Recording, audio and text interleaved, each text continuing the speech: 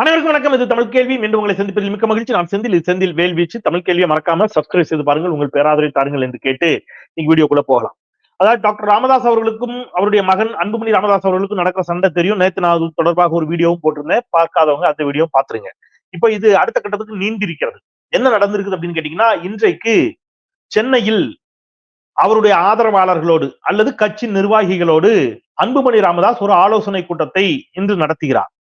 அந்த கூட்டத்தில் பாட்டாளி மக்கள் கட்சியினுடைய பொருளாளர் திலகபாமா அவர் கலந்து கொள்கிறார். திலகபாமா அவர்கள் அந்த கூட்டத்தில் கலந்து கொண்டவுடன் தைலாபுரம் தோட்டத்தில் இருக்கிற மருத்துவரையா ராமதாஸ் டென்ஷன் ஆயிட்டாரு. நான் என் பேச்ச மீறி நீங்க அங்க கூட்டம் போட்டது இல்லாம அன்புமணி ராமதாஸ் கூட்டிய கூட்டத்துல திலகபாமா கலந்து கொள்வதா, இந்தா பாரு என்ன பண்றேன் பாரு அப்படின்ட்டு திலகபாமாவை பொருளாளர் பதவியிலிருந்து நீக்குகிறேன் அப்படின்ட்டு. இப்ப இதுல அப்பாவும் மகனும் சேர்ந்து போடுற ஒரு டிராமா இருக்குல்ல, ஒரு டிராமா, அந்த டிராமாவை நாம இங்க உடைச்சுத்தான் ஆகணும். மருத்துவர் ஐயா ராமதாஸ் மீது எனக்கு தனிப்பட்ட முறையில மரியாதை உண்டு, வயதில் பெரியவர், அதெல்லாம் வேற. ஆனா ரெண்டு பேரும் போடுற ஒரு டிராமா இப்ப நான் உங்களுக்கு சொல்ல போறேன், நல்லா கேட்டுக்கிட்டே வாங்க. அதாவது அன்புமணி ராமதாஸ் கூட்டிய கூட்டத்தில் நிர்வாகிகள் கலந்து கொள்ளக்கூடாது, கலந்து கொள்வது தவறு. இதுதான் டாக்டர் ராமதாஸினுடைய நிலைப்பாடு. அப்போ அப்படி ஒரு நிலைப்பாடு எடுத்து என்ன செய்யறாரு, அன்புமணி ராமதாஸ் கூட்டிய கூட்டத்தில் கலந்து கொண்டவர்கள் எல்லாம் பதவியை விட்டு தூக்கிட்டாரு. அப்புறம் ஒரு 3-4 மாவட்ட செயலாளர்கள் எல்லாம் மாத்துறாரு. நீ எல்லாம் கிடையாது, நீ ஓடிப்போ, நீ கிடையாது, நீ போ, நீ கிடையாது, உனக்கு பதில் இவர், உனக்கு பதில் இவர், உனக்கு பதில் இவர்னு வேற வேற ஆட்களை போட்டாரு. திலகபாமாவிற்கு பதில் ஒரு இஸ்லாமிய சகோதரர் ஒருவரை பொருளாளராகவும் நியமித்து விட்டார். யாரு? இதெல்லாம் டாக்டர் ராமதாஸ். அப்படியே கட் பண்ணி ஓபன் பண்ணா இந்த பக்கம் ஷார்ட், அப்படியே ஓபன் பண்ணுங்க சார், அப்படியே பண்ணுங்க ஷார்ட்டா இந்த பக்கம். இங்க எங்கன்னா சென்னையில டாக்டர் அன்புமணி ராமதாஸ் பெரியவருங்க, வயசுல பெரியவர். அவர் ஏதோ கோவத்துல சொல்லுவாரு, அதெல்லாம் பெருசா எடுத்துக்காதீங்க. திலகபாமா தான் பொருளாளர். யார் இவரு சார்? அந்த மாவட்ட செயலாளர் அதுதான் சொல்லிட்டு போவாருங்க, விடுங்க, வயசுல பெரியவர், அப்படிதான் இருப்பாரு, நம்ம தான் அட்ஜஸ்ட் பண்ணி போனோம். அதெல்லாம் அவர் சொல்றதெல்லாம் ஒன்னும் கண்டுக்காதீங்க, பாத்துக்கலாம். திலகபாமா தான் பொருளாளர்ன்ட்டாரு. அப்ப ராமதாஸ் போட்ட பொருளாளருக்கு என்ன அர்த்தம்? அது சும்மா காட்சிக்குங்க, விட்டுருங்கன்ட்டாரு. இப்போ அப்பாவும் பையனும் சேர்ந்து போடுற ஒரு டிராமாவை இந்த இடத்துல நான் எக்ஸ்போஸ் பண்றேன். இப்ப என்ன பிரச்சனை?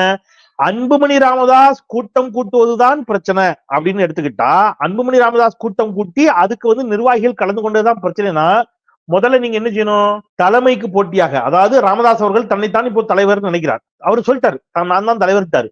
அப்போ உங்களுடைய தலைமைக்கு போட்டியாக உங்கள் தலைமையை மதிக்காமல் கூட்டத்தை கூட்டினது யாரு? அன்புமணி ராமதாஸ். அப்ப முதல்ல அன்புமணி ராமதாஸை நீங்க என்ன செய்யணும்? கட்சியை விட்டு நீக்கணும். அதானே செய்யணும். நீங்க அதை செஞ்சிட்டீங்களா? அன்புமணி ராமதாஸ் மீது என்ன நடவடிக்கை எடுத்துக்கிறீங்க? அது எதுவும் எடுக்கல. அன்புமணி ராமதாஸ் இருந்த தலைவர் பதவியை தனக்கு எடுத்துக்கிட்டாரு, அது ஒன்னா பண்ணிருக்கிறாரே தவிர, தலைமை பொறுப்பை தாண்டி தலைவரை வார்த்தையை மீறி கூட்டம் கூட்டுவது தவறுன்னு நினைச்சாருன்னா, டாக்டர் ராமதாஸ் நினைத்தாருன்னா, முதல்ல யார் மீது நடவடிக்கை எடுக்கணும்? அன்புமணி ராமதாஸ் மீது நடவடிக்கை எடுக்கணும். ஆனா அன்புமணி ராமதாஸ் மீது நடவடிக்கை எடுக்கல.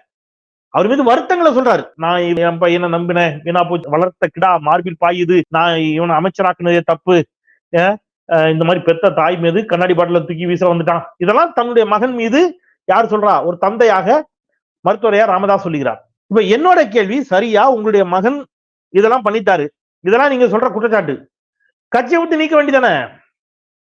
நீக்க மாட்டாரு. ஆனா அன்புமணிக்கு வலதுபுறமும் இடதுபுறமும் யாரேனும் அமர்ந்திருந்தால் அவங்கள கட்சி விட்டு நீக்குவார், அல்லது அவங்கள பொறுப்பிலிருந்து நீக்குவார். அப்படின்னா இது என்ன கதை? சரி, ஓகே. இப்ப அன்புமணி ராமதாஸ் இதுக்கு என்ன பதில் சொல்றாரு அப்படின்னு பாத்தீங்கன்னா, அவர் என்ன சொல்றாரு? எனக்கு தலைமை பதவி கொடுத்ததுலேருந்து என்னால ஃப்ரீயா செயல்படவே முடியலங்க, என்னை ஃப்ரீயாவே இருக்க விடல, இனிமேல் தான் நான் சுதந்திரமாக செயல்பட போகிறேன். அப்படின்னா என்ன அர்த்தம்? இனிமேல் அப்பா பேச்ச கேட்க மாட்டேன், அதுக்கு அதான அர்த்தம். இனிமேல் அப்பா பேச்ச கேட்க மாட்டேன், நான் சுதந்திரமாக செயல்படுவேன் என்றால் ராமதாஸை கட்சியிலிருந்து நீக்கி விட்டாரா அன்புமணி? அதிகாரப்பூர்வமாக வெளியில சொல்லாட்டாலும் அதிகாரப்பூர்வமற்ற கட்சி நிர்வாகிகளுக்கு எல்லாம் அதான் சொல்லியிருக்கீங்க. என்னன்னு? எப்பா இனிமேல் யாரும் பெரியவர் பேச்ச கேட்க வேண்டாம், அவரு இருக்கட்டும், அவர் பெரியவர், கட்சியை ஆரம்பிச்சாரு, எல்லாத்துக்கும் ஒரு நல்ல வழியை ஏற்படுத்தினாரு, விடுங்க, அந்த மரியாதையோட நம்ம வச்சுப்போம். மற்றபடி அவர் சொல்றதெல்லாம் பெருசா கண்டுக்காங்க, அவரோட எவனா போனீங்கன்னா எவனுக்கும் பதவி கிடையாது, ஒழுங்கா எல்லாரும் இந்த பக்கம் வந்துருங்க என்று அன்புமணி ராமதாஸ் சொல்லி இருக்கிறாரா? அப்ப அதிகாரப்பூர்வமற்ற ஒரு அறிவிப்பாக கட்சிக்குள் ராமதாஸ் நீக்கப்பட்டு விட்டதாக கட்சி நிர்வாகிகளுக்கு சொல்லப்பட்டு விட்டதா? அதுக்கு அதான அர்த்தம் கிட்டப்பட்ட. அப்போ தந்தையும் மகனும் சேர்ந்து நீங்க உங்க வருத்தத்தை பதிவு பண்றீங்க, அதுல எனக்கு மாற்று கருத்து இல்லை. ஆனா இது ஒரு டிராமாவா அப்படிங்கிற கேள்வியும் பொதுமக்களிடம் இன்றைக்கு எழாமல் இல்லை. ஏன் சார் இதெல்லாம் எழுகிறது?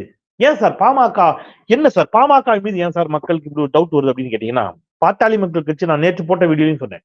தொடக்க காலத்தில் ஒரு தமிழ் தேசிய பாதையில், சமூக நீதி பாதையில் பயணித்த ஒரு இயக்கம், ஒரு கட்சி.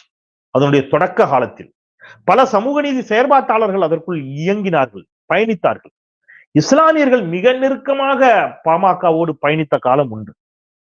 ஆனால் பின்னாட்களில் நீங்க வன்னியர் சமூக மக்களினுடைய விடுதலைக்காக அல்லது அவருடைய வாழ்வாதாரத்திற்காக, அவருடைய வாழ்க்கை மேம்பட வேண்டும் என்பதற்காக பாட்டாளி மக்கள் கட்சி உழைத்தால் அதுல யாருக்கும் மாற்றுக்கருத்தில் அது வரவேற்கக்கூடியது, அது பாராட்டக்கூடியது. ஒரு பிற்படுத்தப்பட்ட சமூகம் இன்னமும் கல்வி, வேலைவாய்ப்பு, பொருளாதாரத்தில் பின்தங்கி இருக்கக்கூடிய வன்னிய சமூகத்தை சேர்ந்த தோழர்கள், சகோதரர்கள் மேலிருந்து வர வேண்டும் என்ற நோக்கத்தில் ராமதாசும் அல்லது அன்புமணி ராமதாசும் பாமகவும் செயல்பட்டிருந்தால் மகிழ்ச்சி. ஆனா ஒரு கட்டத்துல அதை தாண்டி என்ன ஆயிடுச்சு, இன்ன பிற சமூகங்கள், குறிப்பாக ஒடுக்கப்பட்ட சமூகங்களின் மீதான வெறுப்பை கக்குவது, பல இடங்கள்ல வெட்டு, குத்து, அடி, தட்டி இந்த மாதிரி போனது, மரக்கான கலவரம், நிறைய தலித் அல்லாதோர் கூட்டமைப்பு என்று ஒன்றை ஏற்படுத்தி சமூக ரீதியாக, சாதி ரீதியாக சமூகத்துல வேற விதமான சிக்கலை ஏற்படுத்தியது. இது எல்லாவற்றையும் தாண்டி ஃப்ரீ கொஞ்சம் என்ன சொல்றது, அடிக்கடி எந்த காரணமும் இன்றி ஒன்லி சீட்டு, இன்னொன்னு என்னன்னு உங்களுக்கு தெரியும், அதை நான் சொல்ல விரும்பல. ஒன்னு சீட்டு, இன்னொன்னு என்னன்னு உங்களுக்கு தெரியாதா, கூட்டணி. இங்க இருந்து அங்க, அங்க இருந்து இங்க, இங்க இருந்து அங்க, அங்க இருந்து அங்க, இங்க இருந்து அங்க, எந்த கூட்டணியில பாமக இருக்குதுன்னு டக்குன்னு போய் பாமக தொண்டர்கள்ட்ட, நிர்வாகிட்டே கேட்டீங்கன்னா சொல்லுது. திடீர்னு இங்கேம்பாங்க, திடீர்னு அங்கேம்பாங்க, அப்புறம் திடீர்னு இங்கேம்பாங்க, திடீர்னு அங்கேம்பாங்க.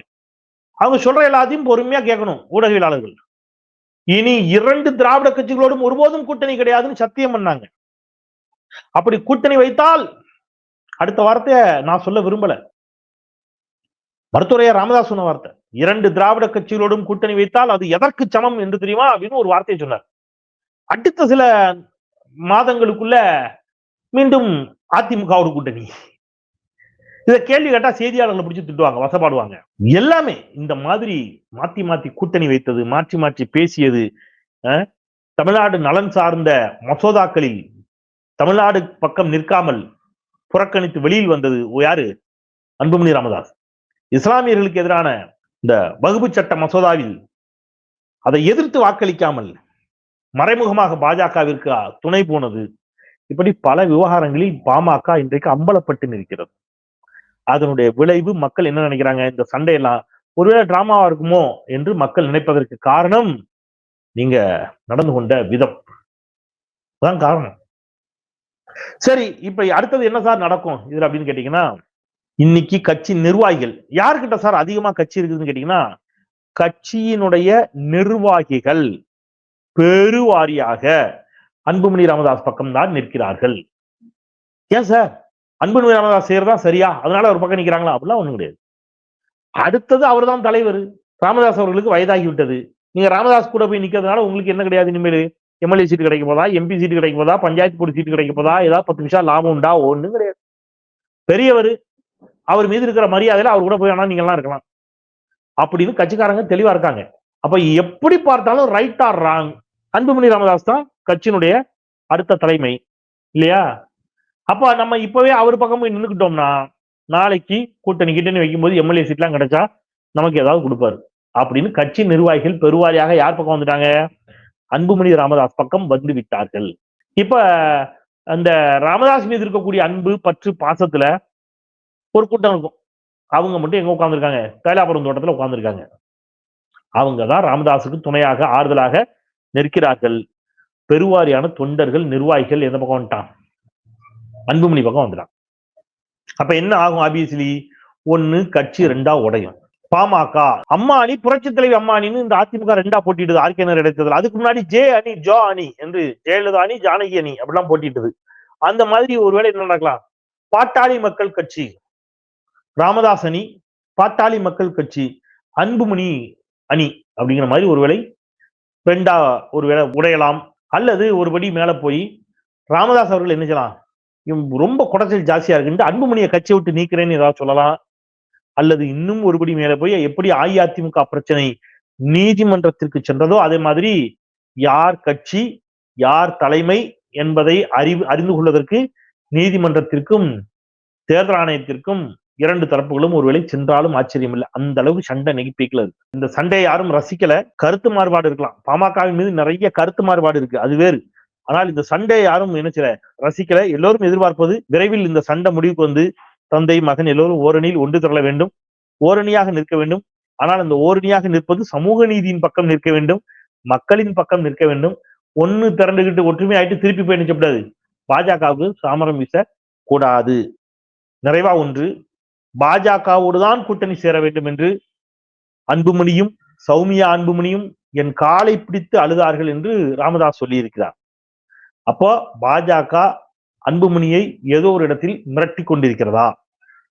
ஒருவேளை அது அந்த மருத்துவ கல்லூரிக்கான இடங்கள், மருத்துவக் கல்லூரி தொடர்பான அனுமதி கொடுத்த வழக்கு இன்னும் நிலுவையில் இருக்கிறது. அந்த வழக்கு ஒருவேளை காரணமா? எதை காட்டி அன்புமணியை பாஜக மிரட்டியது அப்படிங்கிற கேள்வி, மிரட்டியதா, மிரட்டியது என்றால் எதை காட்டி மிரட்டியது என்ற கேள்வி இன்றைக்கு எழத் தொடங்கி இருக்கிறது. இந்த கேள்விகளுக்கெல்லாம் காலம் விரைவில் பதில் சொல்லும் என்று சொல்லி மீண்டும் ஒரு முறை தமிழ் கேள்வி சப்ஸ்கிரைப் செய்து பாருங்கள், உங்கள் பேராதரவை தாருங்கள் என்று கேட்டு விடைபெறுகின்றேன். குரலற்றவர்களின் குரலாய் நான் செந்தில். நன்றி.